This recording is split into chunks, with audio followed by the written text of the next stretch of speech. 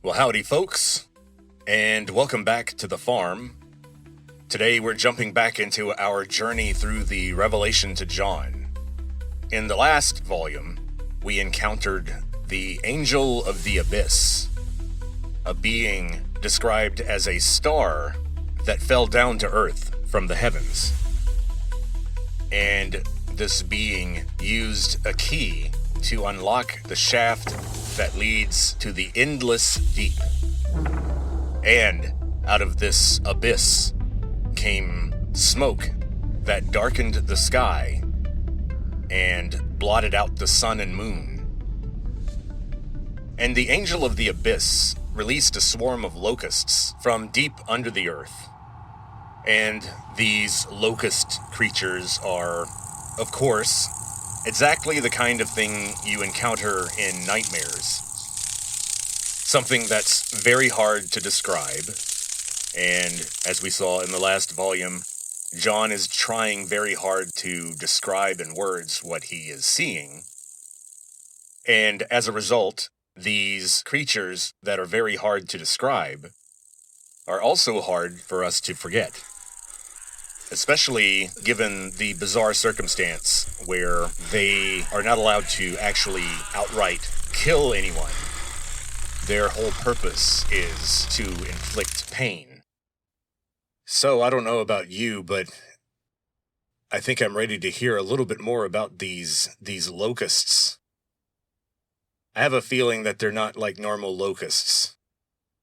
I have a feeling that as John describes them, we're going to begin to wonder why he used the word locust to describe something that is clearly not a locust.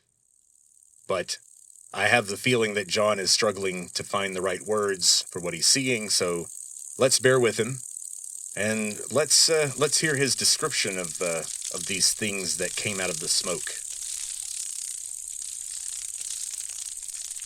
These locusts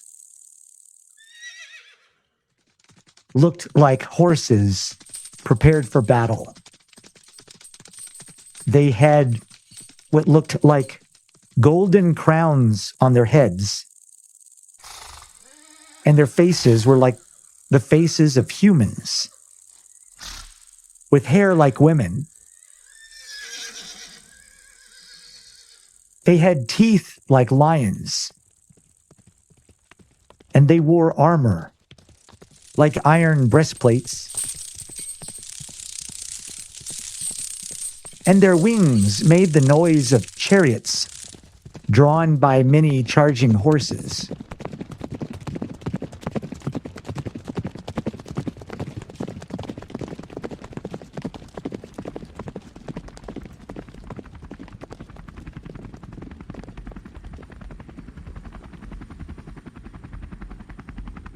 Their tails were like scorpions' tails, with stingers that could torture people for 5 months.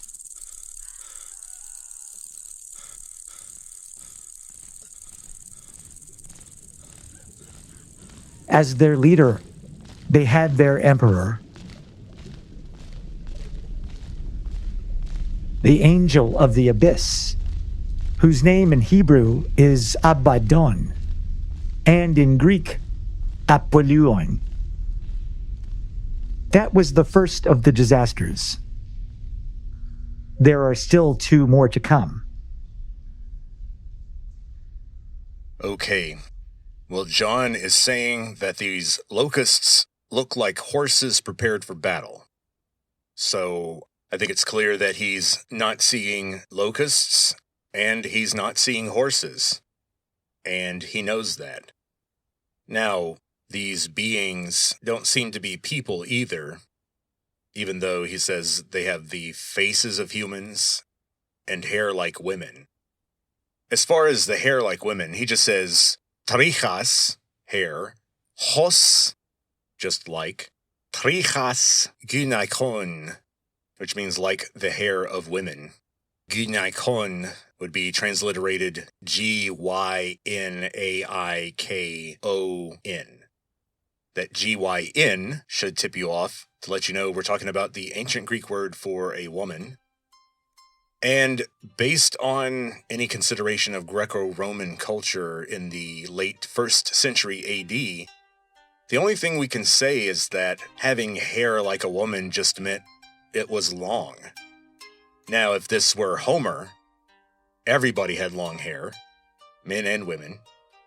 However, after Alexander, and especially after Caesar, in the early Roman imperial period, it became a thing for a man of status and wealth, a citizen in particular, to keep his hair short, because it was kind of expensive to keep your hair short. In the days before safety razors, and the days even before good straight razors, getting yourself clean shaven was a bit of a chore. It was hard to do, and you usually needed the help of a professional. So being clean-shaven was a mark of high social status and wealth, where, of course, now it's not. It's almost the reverse. You show high status by being able to dress poorly at your job, and no one can really do anything about it. That's one way to show your status now. We have a strange culture. However, it was the case that plenty of lower-class people and foreigners, especially your wild barbarian men, wore their hair long, so saying that these beings had long hair might be an indication that they are from the East, that they are barbarian invaders of some kind. Now, about these wings making noises like chariots. I'm sure some of you heard my clever insertion of helicopter noises into the cacophony there in the last clip.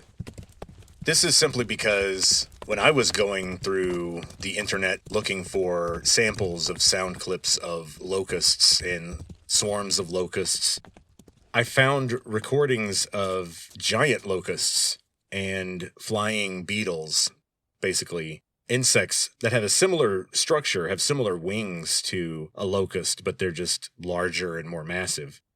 And what do you know? They definitely have a helicopter-type sound. And once the bugs start to get big enough and numerous enough, you can just run the experiment yourself in Audacity, and it becomes hard to tell the difference between a helicopter blade sound and a giant bug. And I just couldn't help but wonder if there's some connection there. Because you could argue that John is struggling very hard to describe a military helicopter, or a group of military helicopters. Because someone from the late 1st century AD, seeing that image in their mind, I think they would probably struggle just like John to describe in words what they're seeing and hearing. But we do know that it's not good, especially because of the words that come into John's head when he's seeing this.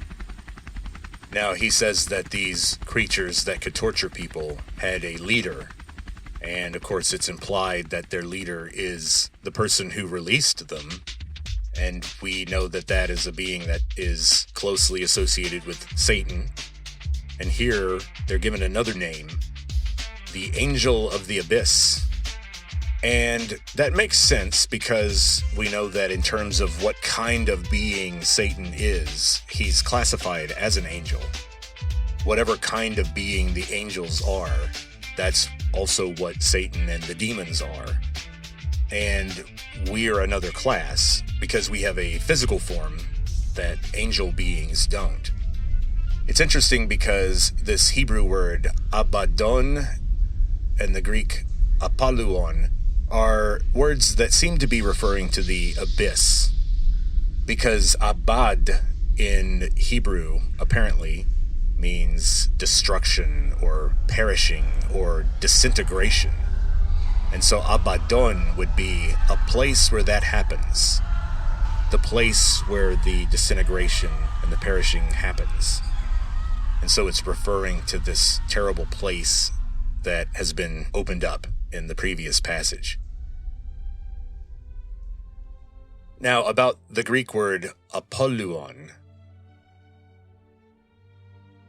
One thing that's interesting is to see the Greek god Apollo be discussed and depicted in medieval art as a kind of a young, attractive, boyish man who likes to play the lute. And he's generally represented that way because he was supposedly a beautiful aristocratic figure, and he was associated with music and the upper classes. However, the word Apollo basically means destroyer. Apolluein in Greek would be to destroy something. And in Homer, we see Apollo firing arrows into a camp to start a plague among those people.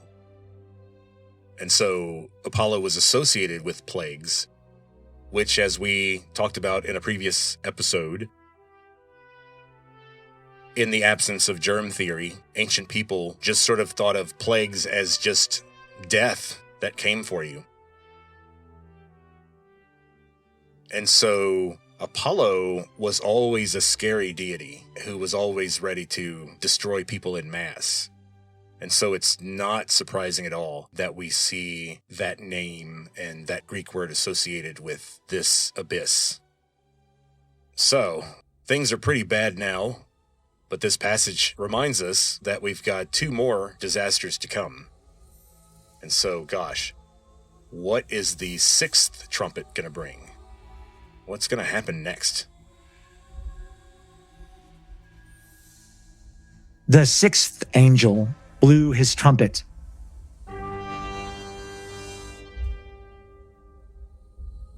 And I heard a single voice coming from the 4 horns of the golden altar before God.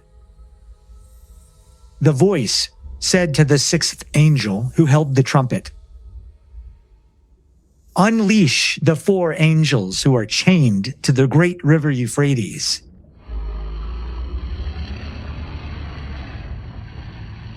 Those 4 angels have been preparing for this very hour, of this day, of this month, of this year.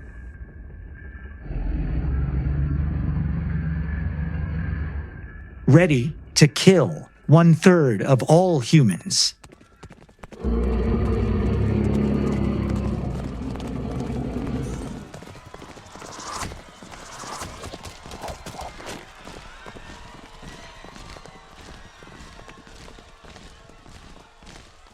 I heard the size of their army.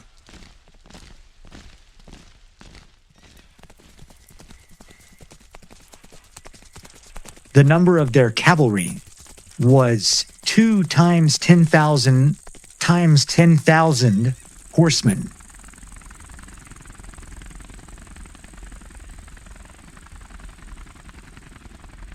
Okay, lots to unpack here. So first we have a voice coming from 4 horns that are on the altar before God. Once again, that's a very straightforward translation. Tessaron keraton. That keraton refers to the material that antlers or horns are made of. And once scientists found out that hair and fur and nails and feathers and antlers and horns are made of different versions of the same protein, they called that protein keratin. And it turns out that the corneas of your eyes, your eye lenses, your eyelashes, eyebrows, body hair, and the hair on your head are all made of a different kind of layering of different versions of this really important protein called keratin. These 4 horns ordered the 6th angel to blow a trumpet that unleashed 4 other angels that were bound to the river Euphrates. That's interesting. It's interesting that these 4 angels have armies, but maybe we should consider what the word angel means again. So, Angelos is just the Greek word for messenger or herald or agent. And so there is some semantic flexibility here where perhaps angel, angelos, here refers to 4 humans or 4 groups of humans who are going to do this particular task on behalf of God, or people who deliver a message for God. And if they do that in a poetic or metaphorical sense, then they are angels. And so, what 4 humans or groups of humans have been necessarily attached, connected, or bound to the Euphrates River for some long period of time? Now, unfortunately, that covers a huge number of candidates. The Euphrates River is in what is now Iraq, and Iraq used to be called Mesopotamia, the area between the 2 rivers. That's what it means in Greek. And the Euphrates was one of those rivers. The other one was the Tigris, the Tigris. And so the list of candidates for what could represent these 4 angels goes all the way back to the dawn of human civilization. And John uses the term hippiku for cavalry. And you can probably tell from the sound that I chose that I think John might be referring to cavalry as being the piloted locust creatures whose wings make that strange sound. However, that's a choice that I made, I freely admit. I have less apology for the choices I made regarding the angels that were chained to the Euphrates.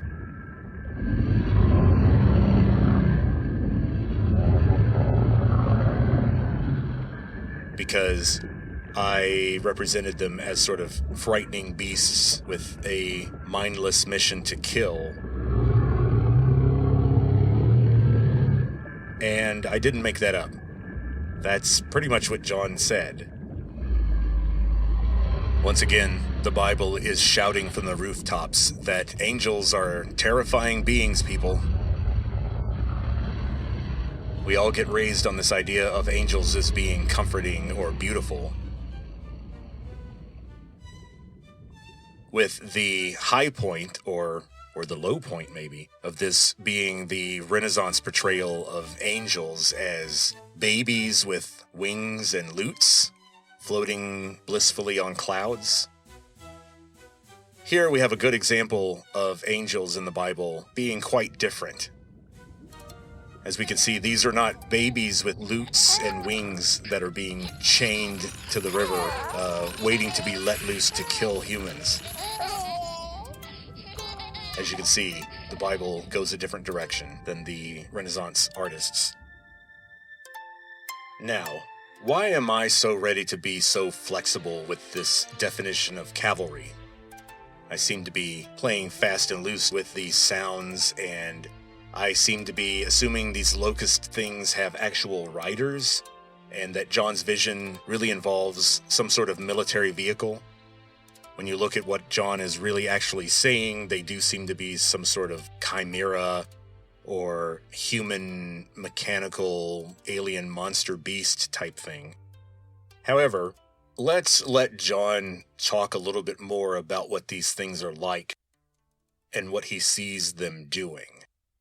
And maybe we'll see that I might have some justification for pushing the military vehicle interpretation. Let's see. And in the vision, I saw the horses and their riders, who had armored breastplates that were red like fire, blue like hyacinth, and yellow like sulfur. The horses had heads like lions' heads, and their mouths were spewing fire, smoke, and sulfur. And these 3 weapons were used to kill a third of all humans.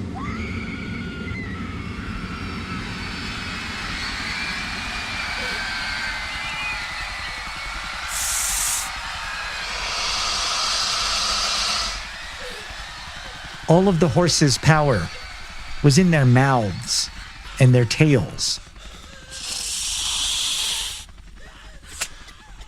Their tails were like snakes. And the heads of those snakes could do harm.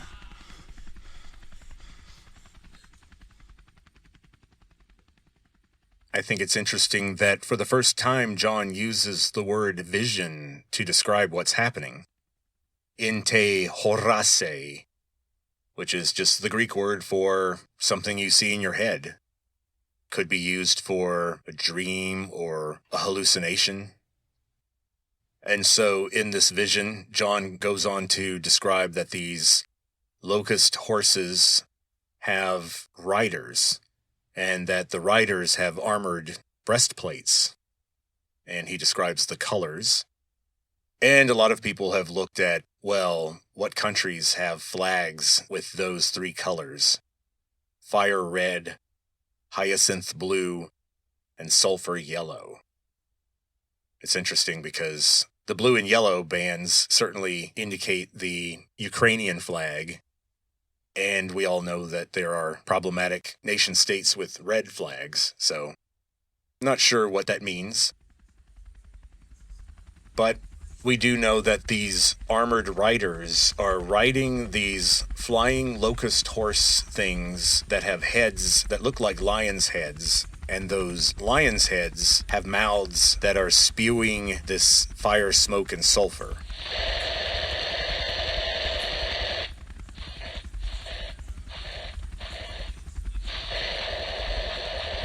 And so this fire, smoke, and sulfur are a kind of weapon that was used to kill humans.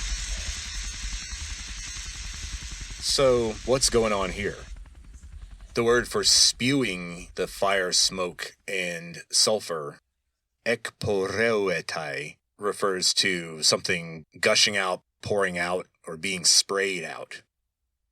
So these things are spewing out this fire, this smoke, this gas. It's some kind of material that hurts people, and it seems to be in a gaseous form. Once again, we run into the Greek word for plague just referring to a deadly attack, because it says these three weapons were used to kill, and the Greek refers to them as plegon for the word weapons. So you might be tempted to translate this as these three plagues were used to kill a third of all humans. However, the problem there is, for a modern reader, when you put the word plague in there, they start thinking about germ theory. They start thinking about, oh, they were killed by a microorganism. Well, John would not have known about that distinction. And so when he says plague, he just means something that kills people, not necessarily a microorganism. Now, as far as these locust, horse, helicopter, gas-spewing devices also having snake-like tails, I don't really know what to make of that, other than to say that this might be another reference to the non-lethal attacks that these devices can mount on humans. Because earlier we talked about the fact that they weren't able to kill certain people, and that their mission was to torture people for 5 months. And these snake tails seem to be another device that can contribute to the torturing. So what is the response from humans to all this? During these 5 months, after these impacts occur, after so many people have died, do people start to wake up? Do they realize what's happening to them? Do they change their ways? Do they decide, wow, I guess our way of life is a sort of a dead end and we should change? Well, I think you can probably guess. Humans are pretty stuck in their ways. I don't think they're gonna change. But who knows? Maybe they will. Maybe John's vision overall is gonna be a hopeful one. where humans figure out that they've gone on the wrong track, and we really need to pull together and improve ourselves and make a better future. Maybe that's what's going to happen.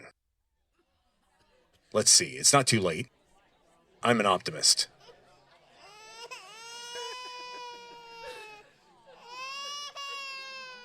And the humans who were left behind, those who survived these attacks, still did not reconsider and did not change their ways. They continued to worship demons and idols made of gold, silver, bronze, wood, or stone. Things that cannot see or hear or walk around. They refused to give up their murdering and their witchcraft and their fornication and all their stealing.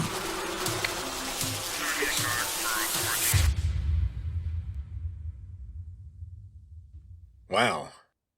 Okay. So it looks like people are gonna continue to be stubborn, set in their ways, even during the end times. And all of this implies more of what I saw and touched on earlier. And it all boils down to the Greek verb dei. John says that he is being told that these things must happen. These aren't things that will happen.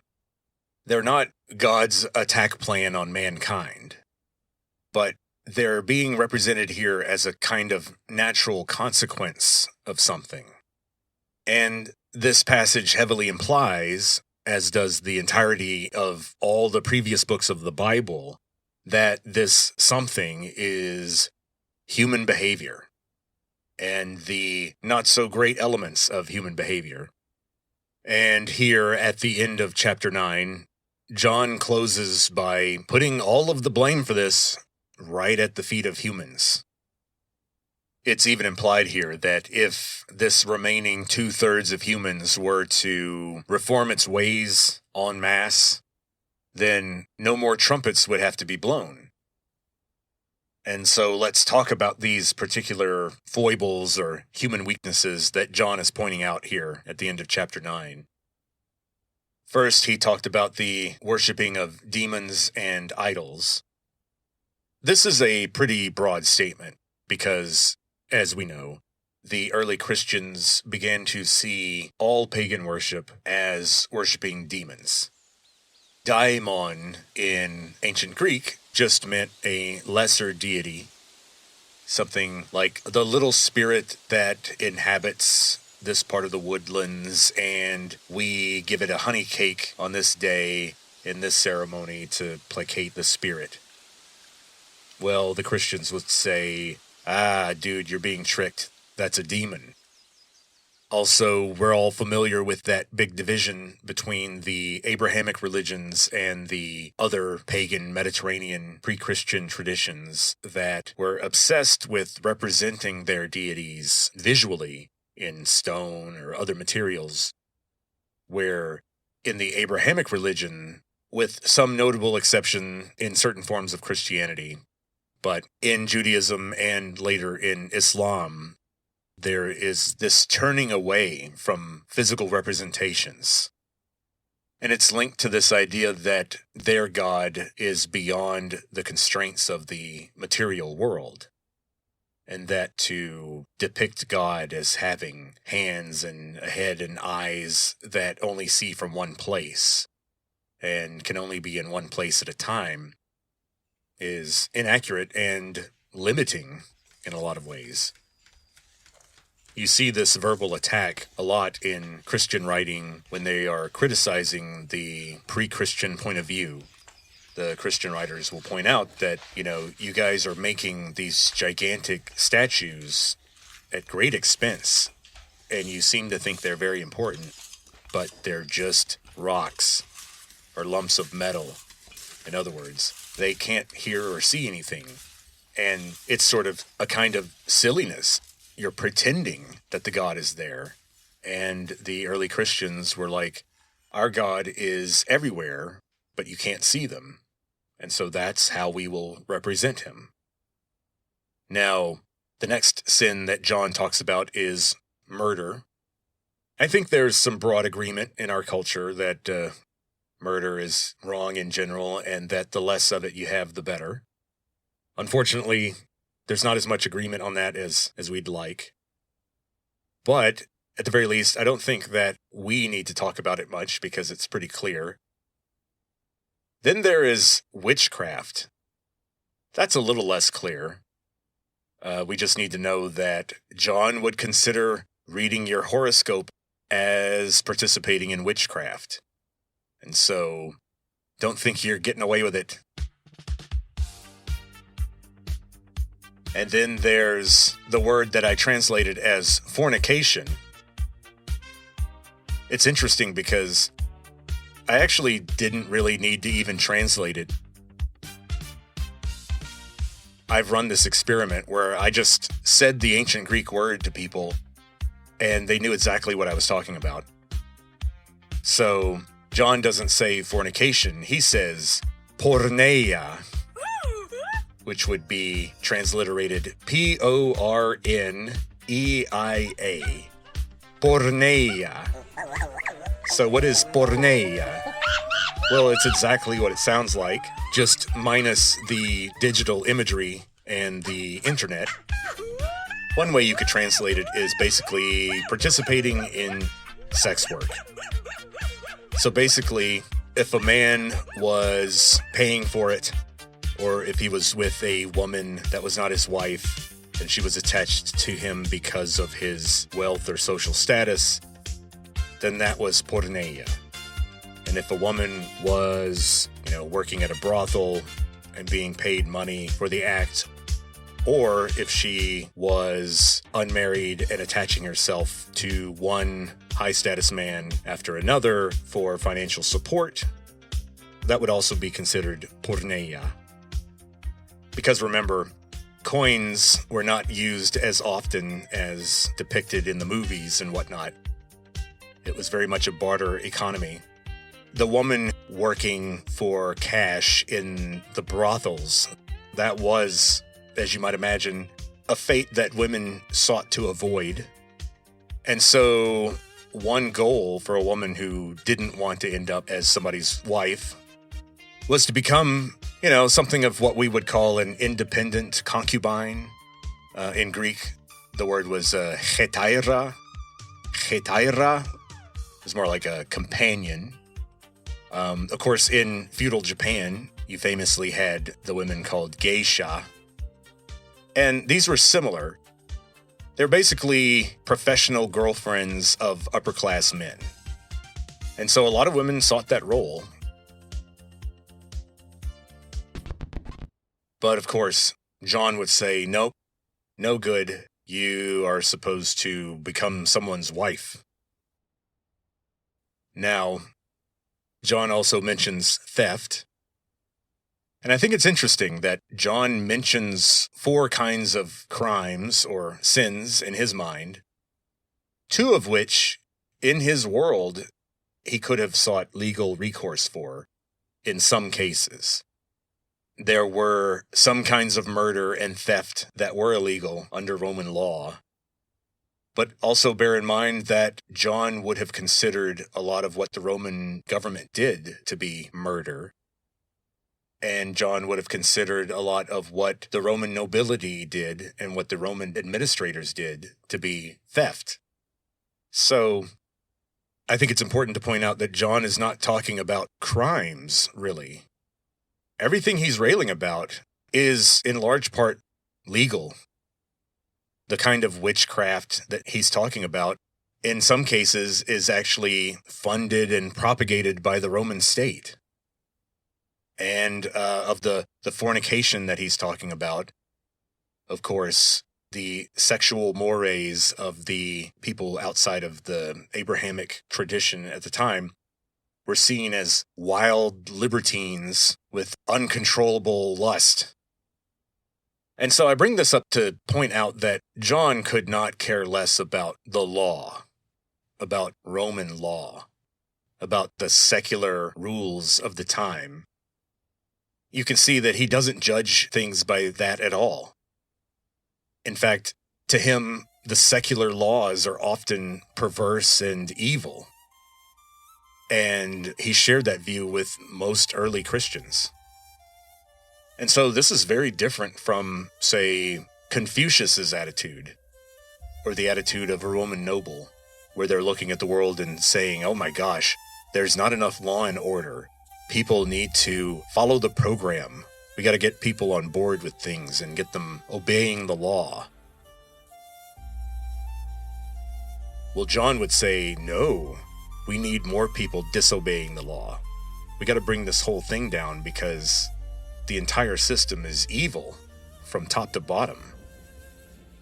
It's only a kind of wild, individualized, rebellious movement of people bringing sort of true virtue back into the world. And that's sort of what John is hoping for, and that is how he is seeing this resolution of all the terrible things that are happening in the book of Revelation. John is seeing this as the only possible way to bring Earth back to its original virtue.